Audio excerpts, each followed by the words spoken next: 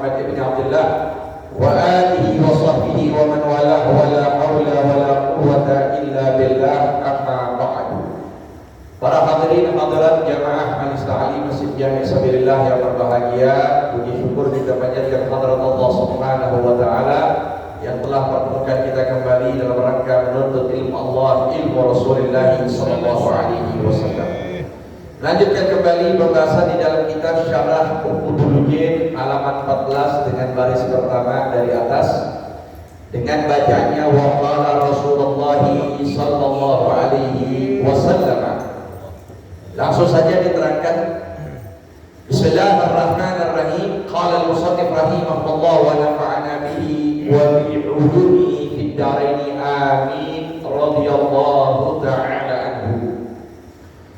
وقال رسول الله صلى الله عليه وسلم إن أحب صلاة المرأة إلى الله في أشد مكان في بيتها ظلمة. Bersabda Nabi Sallallahu Alaihi Wasallam, sesungguhnya sholat seorang wanita yang paling Allah cinta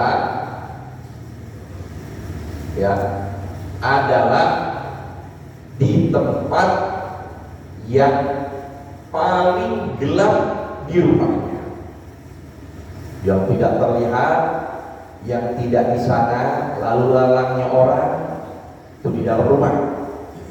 Fi asyaddi makan zulmatan, yang paling gelap ya, yang sangat gelap tempatnya. Sholat wanita di situ itulah yang paling tempat Allah cinta.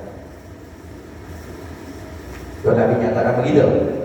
Wa qala Rasulullah sallallahu alaihi wasallam, innal mar'ata takhruju min baitiha wa ma biha maqsud. Sesungguhnya seorang wanita keluar dari rumahnya dalam keadaan dia tidak berbahaya, tidak menjadi bahaya ini wanita pas keluar dari rumahnya. Fayastashrifu hasyaitanu, pas dia keluar dari pintu gerbang, maka disitulah syaitan melirik dia. Langsung ini syaitan melirik itu perempuan ketika itu perempuan keluar. Nah, apa yang nyatakan fayakun? Kemudian dia deketin itu perempuan seraya berkata, la tamurrina bi ahadin illa a'jabtihi. Nanti ketika engkau keluar tidak bakal ada siapapun lelaki yang engkau lewat padanya, melainkan mereka akan mengagumi kamu. Mereka akan terheran-heran dengan paras, wangi dan sebagainya pada diri kamu. Lihat, keluar tuh perempuan dari gerbang, dari pintunya, dari pagarnya, langsung siapa deketin dan bisikin itu perempuan. Wa innal mar'ata la talbasan aw wa innal mar'ata la talbasu thiyabaha.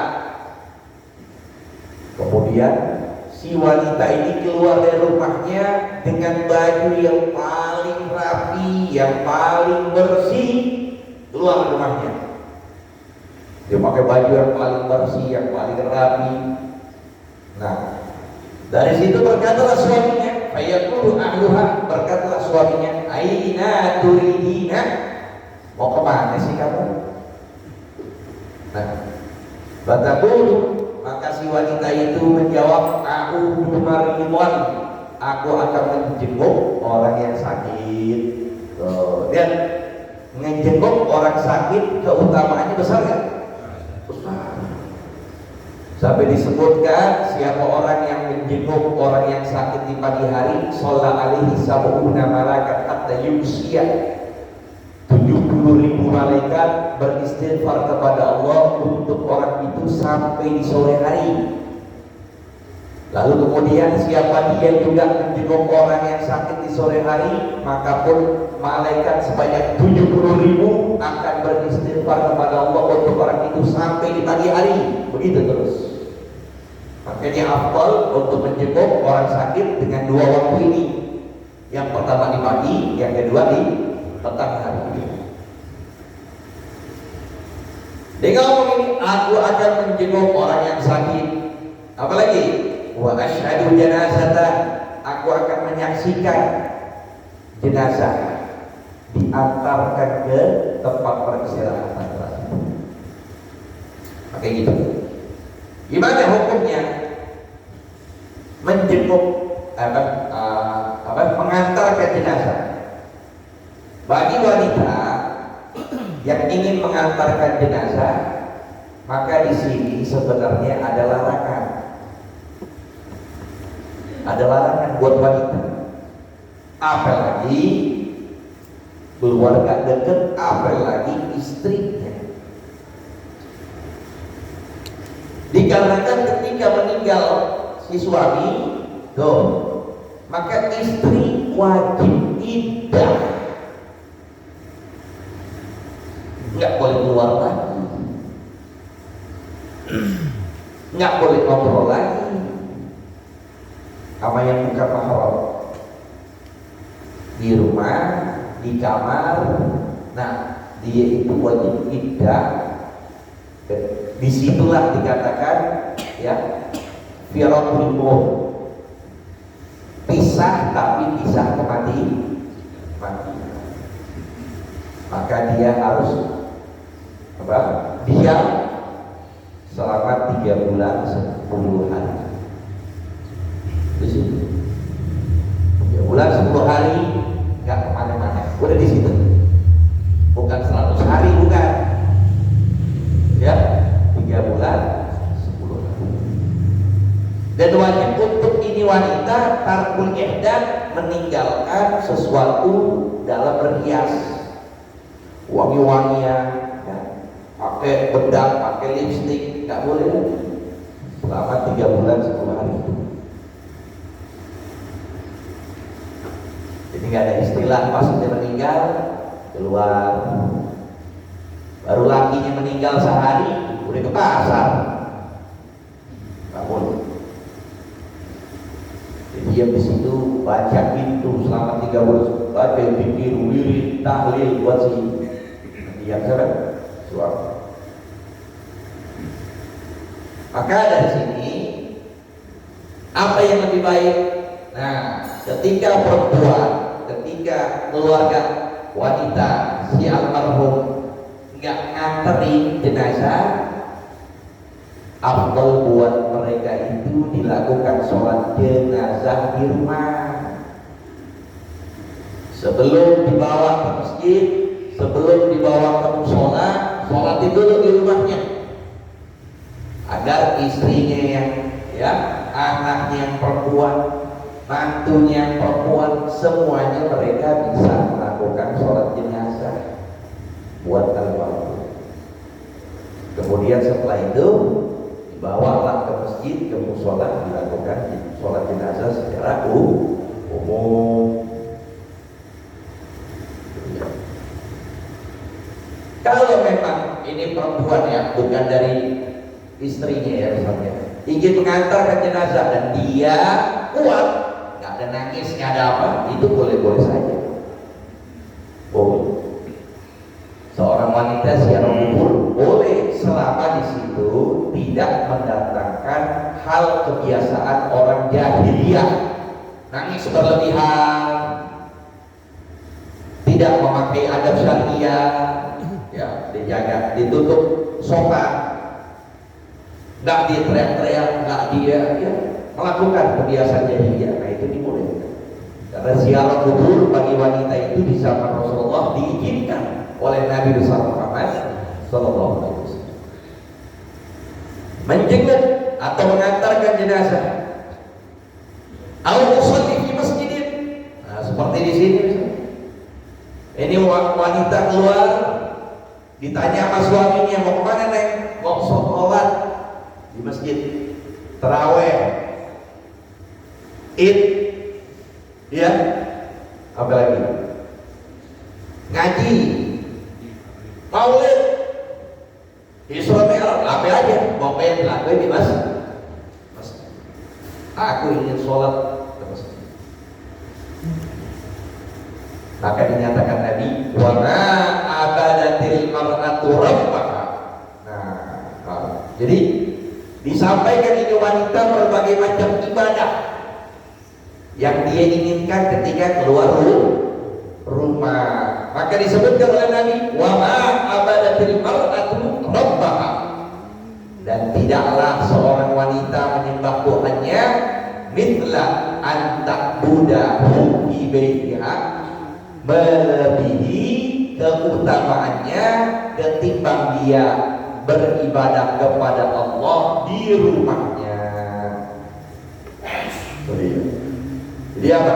Segala apapun bentuk ibadah bagi wanita, tidak ada yang mengunduri ibadah yang dia lakukan di luar rumah melebihi dari ibadah yang dia lakukan di dalam rumah.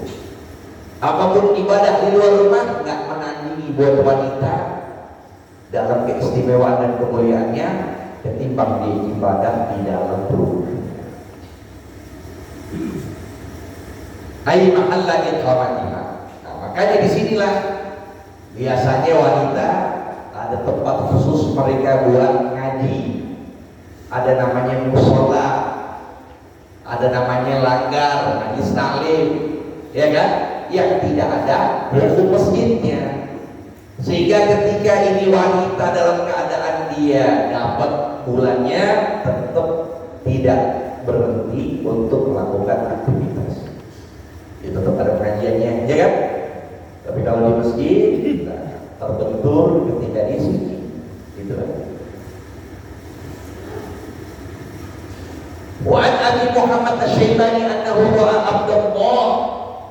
Abdullah bin Syayyab wa huwa sahabiyyun. Nah, diriwayatkan dari Imam Abi Muhammad Asy-Syaibani bahwasanya beliau melihat Abdullah, yang mana Abdullah Syayyab ini seorang sahabat, yukhrijun nisaa minal masjid, mengeluarkan wanita dari masjid. Ya, ini sahabat bernama Abdullah bin Syayyab musir wanita di dalam masjid. Wanita dalam masjid musir. Yaumul Jum'ati, pada hari Jumat. Ngapain tuh wanita pada hari Jumat? Ngapain dia? Ikut sholat Jumat.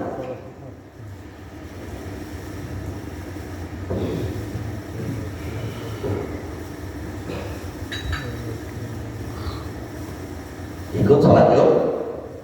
Hukum sholat Jumat buat wanita mubah. Sholat jamaah buat wanita 5 waktu sunnah. Ya, sholat wanita, sholat 5 waktu buat wanita hukumnya apa? Sunnah. Jamaah. Sholat 5 waktu dalam keadaan berjamaah buat wanita hukumnya sunnah. Jadi subuhnya dia berjamaah sunnah, zuhur berjamaah sunnah, itu asar, maghrib, isya. Kalau buat laki-laki jadi hukumnya fardu kifayah. Arti fardu kifayah, kalau tidak ada laki-laki di satu kampung melaksanakan sholat berjamaah secara terbuka, terlihat, bukan tertutup, terlihat. Jadi siapapun orang bakal dengan mudah mendatangi tempat tersebut melaksanakan sholat jamaah. Kalau tidak ada satu kampung tersebut yang melakukan hal itu buat laki-laki, maka seluruhnya laki-laki yang menanggung dosa. Ya, buat laki-laki semuanya menanggung. Tapi buat perempuan mengerjakan sholat 5 waktu dalam keadaan berjamaah hukumnya sunnah. Kalau dia melakukan sholat Jumat boleh. Setelah sholat Jumat, ya nggak perlu lagi kerjain sholat zuhur.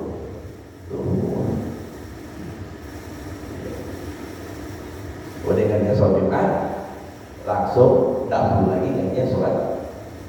Terus bagi ibu-ibu misalnya yang nggak sholat Jumat, maka apakah nunggu selepas sholat Jumat baru dia sholat zuhur, apa dia langsung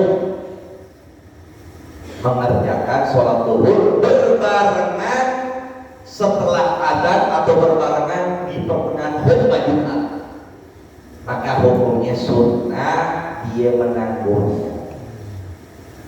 Bukan berarti wajib, bukan berarti wajib, sunnah saja. Nanti selepas bubar sholat Jumat dia sholat, itu sunnah. Tapi kalau dia pengen ngerjain pas dari adzan dia dengar langsung dia iqamah mengerjakan sholat zuhur sekalipun di pertengahan khutbah Jumat, nggak mengapa. Jawab ya. Nah, ini wanita ngerjain sholat Jumat. Ketika dia mengerjakan sholat Jumat, mau mengerjakan sholat Jumat ini, nah, wa yaqulu, berkatalah Abdullah Syaibani, ukhrujna ila buyutikunna. Pas dia mau masuk masjid, mau mengerjakan sholat Jumat, maka ini Abdullah Syaibani sahabat menyatakan, ukhrujna ila buyutikunna, udah pulang kalian ke rumah kalian. Wa dhahabna ila buyutikunna fadzalika khairun lakunna, maka yang demikian itu lebih baik buat kalian. Boleh sahabat begitu tuh. Untuk apa? Untuk menjaga tidak ada fitnah. Nah, ini yang datang ya perempuan yang mengerjakan sholat Jumat. Gimana kalau seandainya perempuan yang masih muda lagi pakai hias-hiasan, wangi-wangian, mau ngerjain apaan? Mau ngerjain sholat id, mau ngerjain terawih, nyampur di situ. Emang gak nyampur, tapi pas masuknya dia campur baur sama lagi, pulangnya campur baur sama lagi. Itu dia. Yang sahabat nyatakan, udah balik ngerjain sholat zuhur aja di rumah. Kalian berjamaah di musola kalian, itu lebih baik ketimbang kalian sholat Jumat di dalam masjid. Ada lagi riwayat menyatakan, lakin rawahu hadzal hadits Sulaiman al-Lukhami At-Tabrani fil Kabir, ya. Al-Imam Tabrani di dalam kitab Kabir, Al-Mu'jamul Kabir, Al-Musannaf fi Asma'i Sahabat. Wa ruwiya, dan riwayatkan pula anna imra'atan marrat ala Abi Hurairah. Nah, ini lebih tersohor lagi nih sahabat Abu Hurairah. Marrat ala Abi Hurairah radhiyallahu anhu wa rihuha yaqsibu. Ini perempuan melewati Abu Hurairah, wangiannya ini ya menghembus, bertebaran, wanginya bertebaran di mana-mana. Yaqsibu, terhembus oleh Sayyidina Abu Hurairah. Hatta ya kita lihat begitu ya. Faqala laha aina turidin ya ummatal jabbar. Mau kemana kau wahai ummatal jabbar? Nih wanita udah punya anak nih. Dia ngomong begitu. Mau kemana? Sedangkan wangian itu berembus kemana? Qalat ilal masjid. Maka berkata wanita ini, aku ingin ke masjid. Qala aw tatayyabti. Maka Abu Hurairah mengatakan, kenapa kau berwangi-wangian sampai terhembus wangianmu itu? Kenapa? Qalat na'am, dikatakan iya aku berwangi-wangian. Qala farji'i, kalau begitu kembalilah kau, balik ke rumah. Faghtasili, maka mandilah. Karena buat wanita itu tidak dianjurkan wangian yang semerbak, tapi warnanya. Dia pakai baju, dia pakai minyak wangi yang sekiranya terlihat, oh iya dia pakai minyak wangi, bukan baunya sampai 5 meter bisa kecium. Itu dia ya.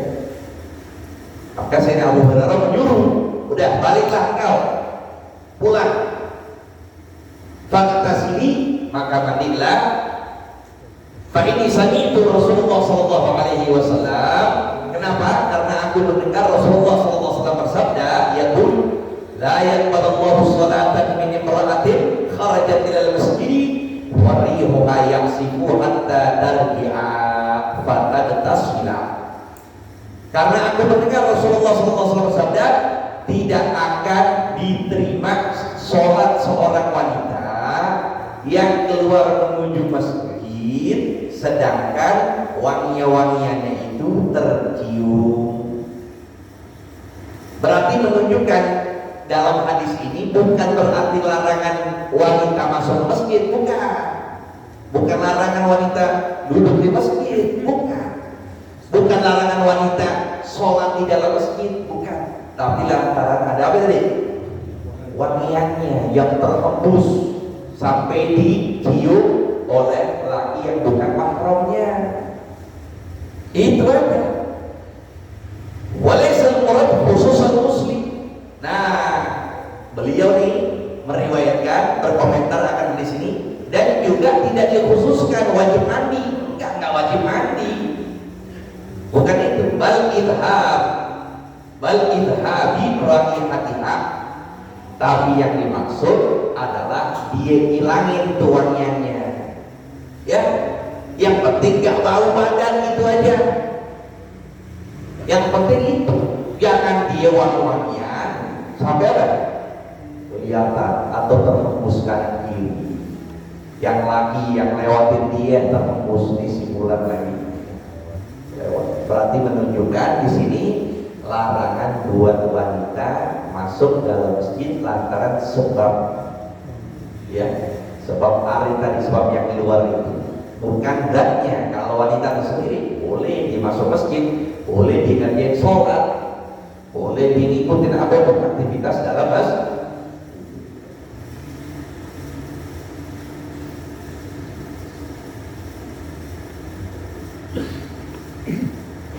Waruwiya an Aisyah radhiyallahu anha, dan diriwayatkan dari Sayyidatuna Aisyah, semoga ridha Allah kepada beliau.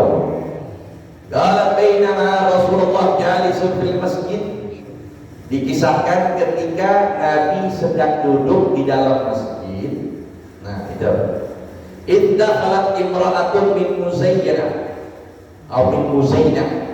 Tiba-tiba datang seorang wanita dari kabilah Muzayyinah. Tarfalu fi zinatin laha.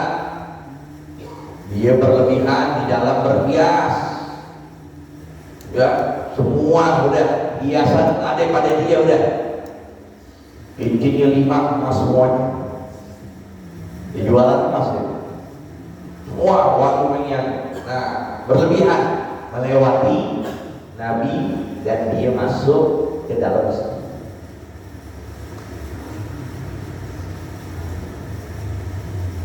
Waqala Nabi sallallahu alaihi wasallam, maka dari sinilah, nah Nabi begitu. Ketika memberikan larangan, memberikan perintah, gak langsung untuk orangnya, enggak. Tapi dengan bahasa sindiran. Itu dari usul metode yang Nabi nyatakan, gak langsung tuding itu orang, tapi pakai bahasa sindiran. Apa yang beliau nyatakan? Oleh Nabi sallallahu alaihi wasallam, ya ayyuhan nas, manusia seluruhnya, ngomong kepada para sahabat dan mereka yang hadir. Inhau nisa'akum, cegahlah istri-istri kalian an lubsi zinati wa tabahturi fil masjid.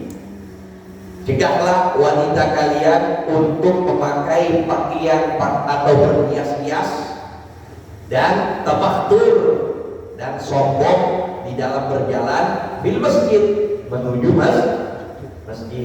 Nah, ini larangan Nabi. Jangan berlebihan dalam pakaian dan juga jangan merasa congkak sombong ketika berjalan. Kenapa?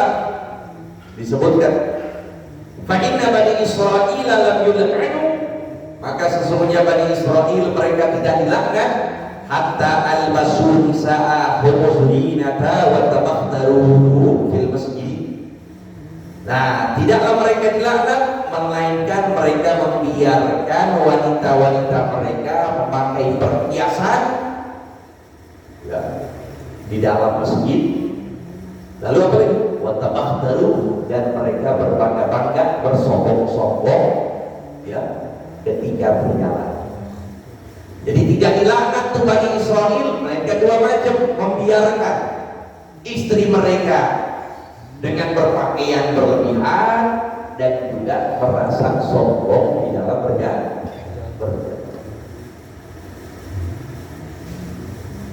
Rawahu Ibnu Majah wa hadhihi zinatu kabiratun. Nah, dan ini berselok, berhias ini hukumnya dosa besar. Idza tahaqqaqatil fitnatu, kalau memang terbukti fitnah, kalau memang terbukti terlihat kanan kiri orang dia kan memang terlihat berhias dan memang banyak yang gak disukai orang sama dia. Nah, ini jadi dosa besar. Walamma mujarradatiha, adapun kalau seandainya tidak ada fitnah, bahwa makruh, maka hukumnya makruh. Au ma'adhniha, atau ada sangkaan, ada sangkat fitnah, dia dengan sebab itu ada sangkat yang gak bagus buat dia, maka itu pun hukumnya haram, ghairu kabirah, tapi tidak dikatakan dosa besar karena afadahu muhajar. Wa qala Nabi sallallahu alaihi wasallam, dan bersabda Nabi sallallahu alaihi wasallam, ayyuma mar'atin istaqtarat. Nah, ini dia lebih khusus lagi, siapapun wanita, baik yang muda maupun yang tua, baik yang gadis maupun yang punya suami, ya, gitu. Siapa itu? Siapa itu wanita?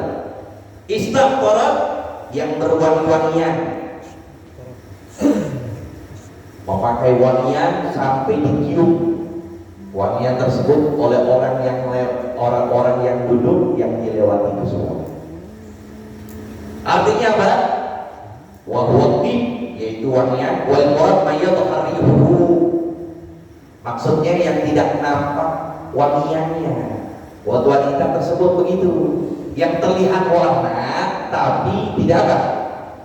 Tidak nampak baunya, tidak terlalu menjelek, ya kan? Seperempat mana-mana kecium.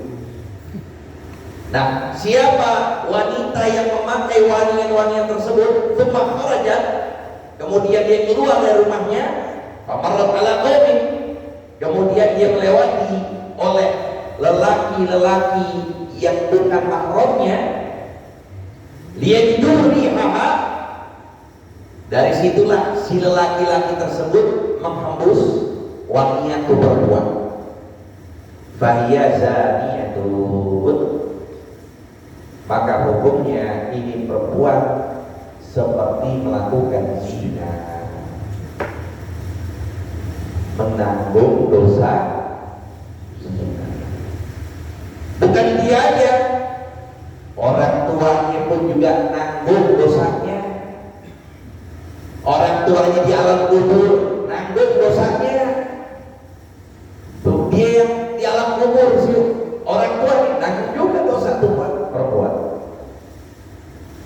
Kenapa nggak diajarin? Kenapa tidak disampaikan larangan bagi wanita yang keluar sampai terhembus wangian-wangian?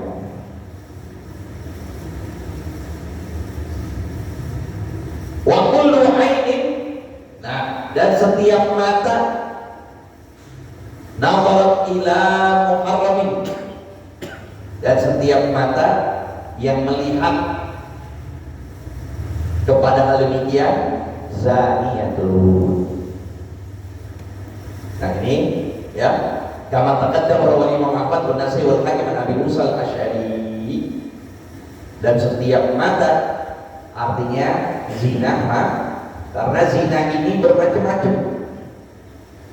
Ini mata bisa zina, loh, badan bisa melakukan zina, dan yang naudzubillah, yang dosanya luar biasa itu adalah kemaluan.